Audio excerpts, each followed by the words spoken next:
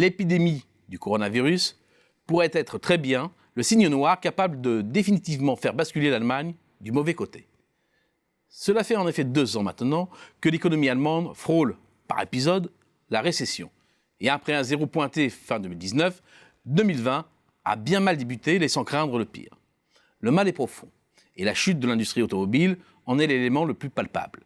Au sein de l'économie allemande, c'est une branche clé qui à elle seule concentre près de 5% de la richesse créée par le pays, c'est moins de 1% en France, en Italie ou au Royaume-Uni par exemple, et de 2% de l'emploi. Or, c'est une citadelle assiégée. La chute des exportations a entraîné celle de la production. Le nombre de véhicules particuliers sortis des chaînes allemandes a ainsi dévissé de 20% en 3 années seulement et est tombé à son plus bas niveau depuis 22 ans. Il y a le recul des débouchés, mais aussi le virage raté par les constructeurs de l'automobile électrique, après s'être déjà mis à la faute avec le Dieselgate. Une chose est sûre, l'industrie allemande ne rayonnera pas sur l'électrique comme sur le diesel ou l'essence. Cette difficulté de l'automobile allemande s'intègre dans le cadre plus global d'un commerce mondial à l'arrêt. Et ce n'est pas simplement une histoire de conjoncture. La production industrielle mondiale migre d'un modèle de segmentation des chaînes de valeur vers un nearshoring, c'est-à-dire une relocalisation ou régionalisation des chaînes de production près des marchés de consommation. À cela s'ajoutent les difficultés des pays émergents à élargir et faire prospérer leur classe moyenne sur laquelle comptaient pourtant bien les industriels allemands pour assurer leur prospérité.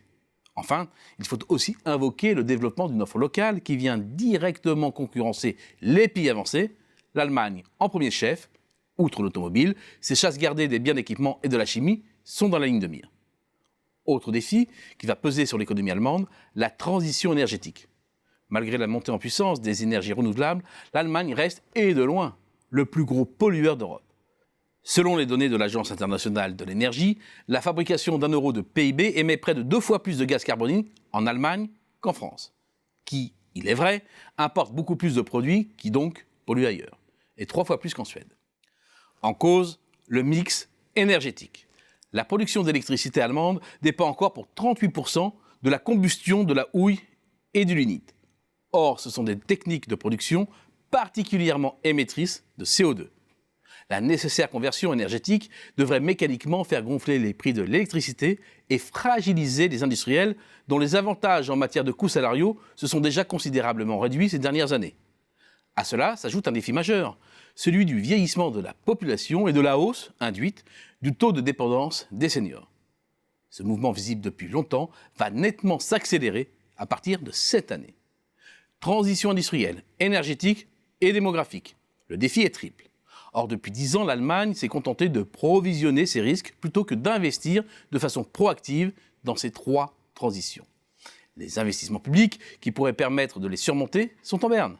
Pire, c'est un des rares pays avec la Grèce, l'Italie ou le Portugal dont l'effort d'investissement depuis 10 ans ne compense même pas l'usure des infrastructures installées. Autrement dit, l'Allemagne a raté l'occasion de transformer ses montagnes d'excédents en investissements d'avenir. À défaut d'être investi dans l'économie réelle, le trésor de guerre allemand demeure sous forme financière. À la moindre conflagration de la planète finance, l'Allemagne peut se retrouver nue et voir s'évaporer des décennies de parcimonie. C'est le talon d'Achille allemand qui peut transformer la crise en débâcle.